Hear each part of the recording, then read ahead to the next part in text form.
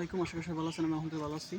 তো আজকে আপনাদের দেখাবো কীভাবে একদম খুব সহজে আপনারা লেবু গাছে কলম করবেন বা চারা তৈরি করবেন। তো চারা তৈরি করার জন্য আপনাকে অবশ্যই একটা নতুন যে শাখাটা বের হয়েছে 3-4 মাস বয়স এরকম একটা শাখা আপনাকে প্রথমে সিলেক্ট করতে হবে, কারণ হচ্ছে এইখান থেকে আপনার নতুন একটা প্রজন্ম উৎপাদন হবে, ঠিক আছে?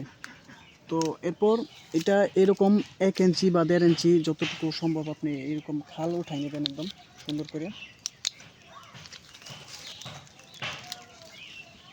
দেখেন আমি সুন্দর করে চারদিক থেকে একদম এটা খাল যে আছে, খাল বা ছাল যেটাই বলেন, এটা উঠাই নিতে হবে। একদম উঠাই নিচ্ছি দেখেন। তো উঠাই নেওয়ার পর এখানে আপনারা কাদা দিয়ে দিবেন, কাদা মাটি একদম পানিটা আপনারা করে নেবেন। তারপর এখানে দিয়ে দিবেন সুন্দর করে, এই যে দিয়ে দিলাম দেখেন। এখন যেটা হবে সেটা হচ্ছে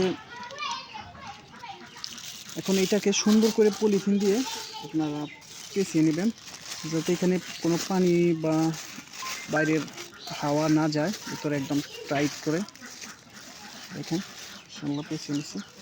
এখন সুতা দিয়ে দু সাইড একদম সুন্দর করে বেঁধে দিতে হবে।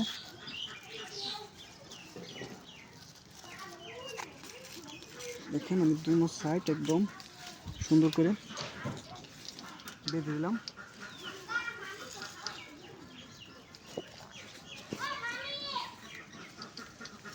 তো হয়ে গেল মাত্র 2 মিনিটে লেবু গাছের কলম করা শেষ। এখন 15 দিন পরে এখান থেকে নতুন শিকড় গজাবে ইনশাল্লাহ। ভালো থাকবেন, সুস্থ থাকবেন, ধন্যবাদ।